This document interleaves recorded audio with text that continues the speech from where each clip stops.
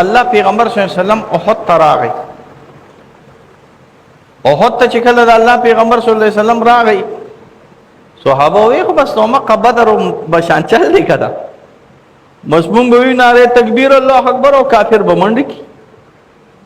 صحابه وی د بدر کې هم فرشته راغلي وي، احد کې هم فرشته راځي. صحابه وی بدر کې زمونږه د سترګې چې کافران ولیدلې، نو زمونږ د سترګو نو شرمېدل او د ایمان نو شرمېدل او منډه کړې. نو په احد کې هم زمونږ هم دغه شانته چل راغلی. حال دا دی دې ځل باندې دشمن د انتقام په سوچ باندې راغلی. دشمن څوک راغلی؟ اهل مکه. دې ځل دشمن د جنگ په نیت باندې نو راغلی، یو جنگ وي او یو انتقام وي.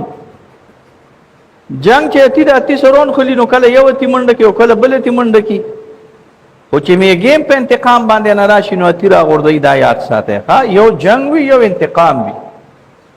اهل مکه د انتقام په سوچ باندې راغلی وي، دوا او یا کسان تیر جنگ کې وجلی شوی، سرداران لارې بندې شوی وي، حالات خراب وو، د غوی انتقام په سوچ کې اسکیم جوړ کړو. دې الله دې طرف تسکیم د الله د طرف امدادو، خو اقا شانته سکیم نو لکه څنګه چې د ما قبل سکیم راغلی او د شي دې د کافر سکیم د مسلمان په سکیم باندې لګ دا شی په ظاهره کې اعلی او انتقام هم دواړه سره جنگیدل.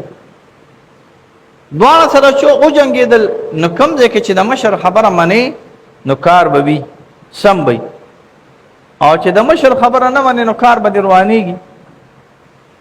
احد ته چې دا شي ټول حجیان یا ټول عمرې والا کې چرته تاسو د احد میدان ته لاړ شئ نو د احد میدان داسې یو عجیبه انداز سره د الله پیغمبر صلی الله علیه وسلم صفونه د خپل لښکر برابر کړو چې جدید حربیات د جنگ کوم اصول چې هغه چې وطن نه مګوري وي د دې نه اعلی صفونه نشي جوړېدي، د دې نه اعلی ډیسپلین باندې لښکر نشي سمېدي.